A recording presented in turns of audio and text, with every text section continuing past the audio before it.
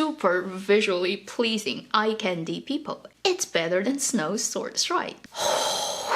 It challenges my basic understandings of a human world.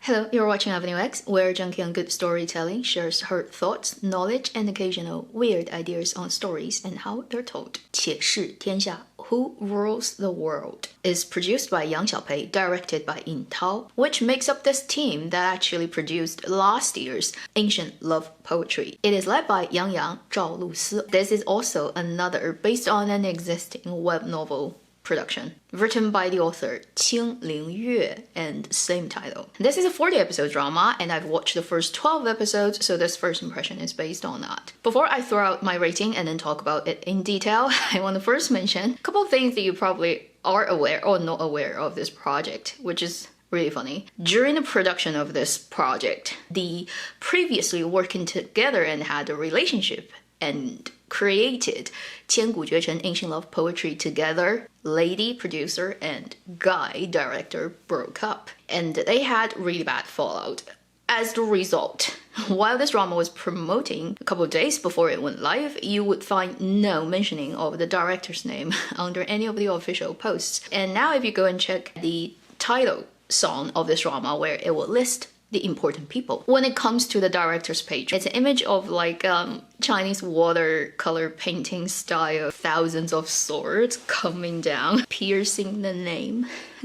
There's no way that it happened randomly. I'm just saying, when you're a producer, you really can be very inventive, okay, with your revenge on anybody on the crew. So that's the side story of this production that I find just really amusing. More kind of dramatic than the drama itself. Now, let's get back to talk about this drama. I'll give it right now at 1 gold mine rating on the positive end, but not so impressive. As usual, first let's talk about the positive end of things. I went to check out this drama the first moment it went live. I watched it blindly, so I didn't look at anybody's review, I didn't turn on a live comment, and I've never read the original novel, so I know zero about the story and anything. I just went straight in and watched about 3 episodes before I stopped and checked on the production information, looking online, see what people are talking about it. So I have about 3 episodes of uninterrupted attention. I think this drama, on the positive end, it's a relatively good production quality drama of its kind. The type of based on IP produced by Tencent, has wuxia fantasy element, period drama that's led by traffic actors. Last year's Ancient Love Poetry, this year's Mirror Twin City, last year's Pearl Eclipse. I would lump sum them into one category. In comparison to those dramas, this one comes out better than the others. I'm not a huge fan of its styling, the color palette. It's still on the very light colored, very light fabric side of things. It's just been a trend for too long. I've expressed my tiredness of that for too many times in my videos. So that part, I don't like it very much. But at least on the positive end of that is the look of it is overall very coherent. There's no significant roughness when the close-up is really close and looking at details of props and costumes and all that. And you look at other aspects of visual storytelling, such as the shot designs, how you connect scenes together, set design, props, lighting, everything considered. It's actually better than a couple of other projects I've seen in recent 1 year or 2. The second thing, interestingly enough, it will stay on my positive and my negative, because this thing has 2 aspects of it. So on the positive end of this point, which is its fighting scene. Okay, I know a lot of people in China rant about it, but it's actually to do with how they promote it. That doesn't actually fit what you see. So that will stay on my negative end of things. But on the positive end, I think it's actually not bad. You know, this is actually not a wuxia drama before you go into it. It's led by 2 top traffic actor and actresses, and it's a romantic story. It just happened to be set in that kind of setting where there will be a lot of fighting scenes, but it's not a wuxia. So I come in with the right expectation of it, and I'm pretty entertained by the look of it. It does cut the fighting scenes into thousands of pieces and millions of angles, and there's hardly one coherent full shot of the main leads fighting a complicated choreograph scene, because that usually means you have to train the actors before you start shooting for months to get that one scene done. Usually, when you involve very top traffic actors, there's no time. Their schedule wouldn't allow that to happen. So what they resolved to is using stunt doubles with the actors with a lot of shot changes, different angles, camera movements, and then in post-production using a lot of CG to make things look energetic. In that department, they did a pretty good job. It's a type of fighting scene that is suitable for this story, as long as you don't promote it as traditional fighting scene, which is the negative thing. So I'm actually entertained by the look of it. I know, all the Zhao Lusi's fighting with the white fabric, 99% CG'd. But it looks really good, like they did a good CG with those fabric. And if you have to find some other dramas to compare it to, it's better than Snow's Sword Strike. Then the third positive point for me is the two leads are very good looking people. Super visually pleasing, eye candy people. Let's be honest. The reason that people go and check out this type of dramas, apart from if you're a fan of either of the leads, the other two things I can think of heavily motivating you would be either you are a fan of the original novel, you just want to check out what the drama version is like, then you are 颜粉. The fans of the good-looking people. And in that department, I'm super entertained and satisfied. At least it's not one of those dramas, the period dramas that forces ugly people to dress up in terrible wigs and costumes and scare people off and wouldn't even allow you to criticize how ugly they look like. Particularly Zhao Lusi, I have to praise her for her effort. Since the days of Chen Qianqian till now, she has greatly improved her posture. Her shoulder, her chest has changed. I don't know if it actually involves certain injections of her muscle here, but it reduced the muscle so much and then she managed to push her chest up when she just naturally stands there. It looks so much better. Okay, posture is important. And I'm not doing a very good job today, but hey, whatever. She looks so much better now with that posture change. And then Yang Yang has always been known to, as if he has a piece of like metal that's tied to his back.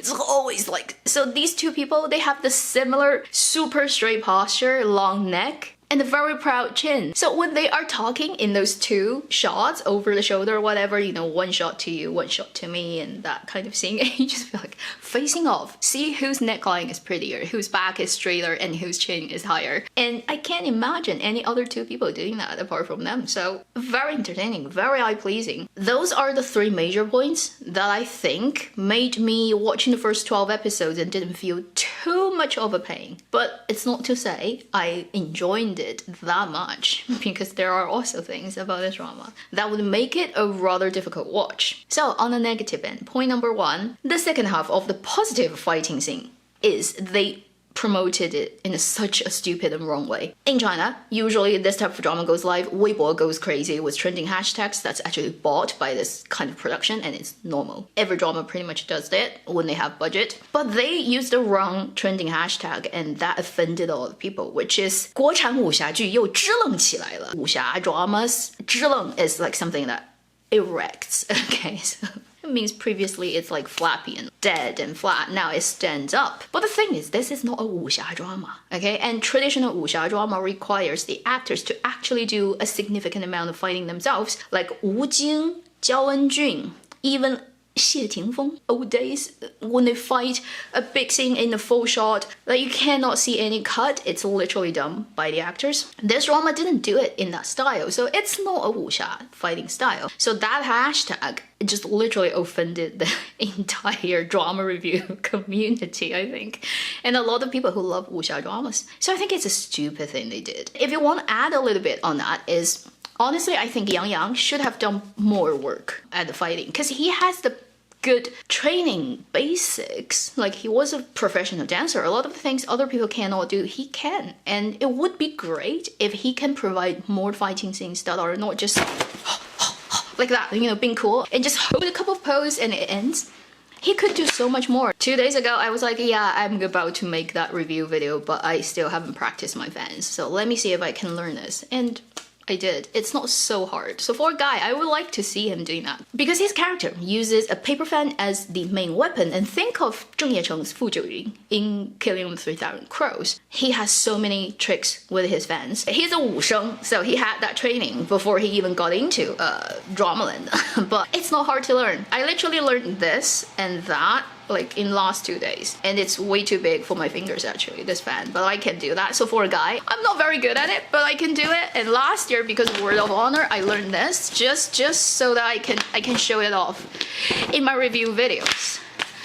I'm just saying, you know, if they just put a little bit more effort, I will make it look so much better. But Then the second thing on the negative end, not so negative, actually it works okay for this drama, but it's still full dubbing, okay? And it's dubbed by so many familiar people. Another big collaboration between all the familiar dubbing actor and actresses working today in China. And the thing with that is, it depends on personally, if you accept that, if you feel comfortable about that or not. I put it on the negative end. I wish I could hear their real voice, but probably it's more money to get them to dub themselves in post-production. Then, the most important negative thing about this drama, it's rather boring. There really isn't that much interesting things going on at all. You don't quite know who wants what and the main sort of motivation of everyone. And most of your understanding of the comprehensive setup of the story comes from the fact that if you've read a novel, on top of the rather not interesting storyline, you have the problem of if you actually stop and think about a lot of logics of pretty much everything that happens, it doesn't quite make sense. There are types of different doesn't make sense happens.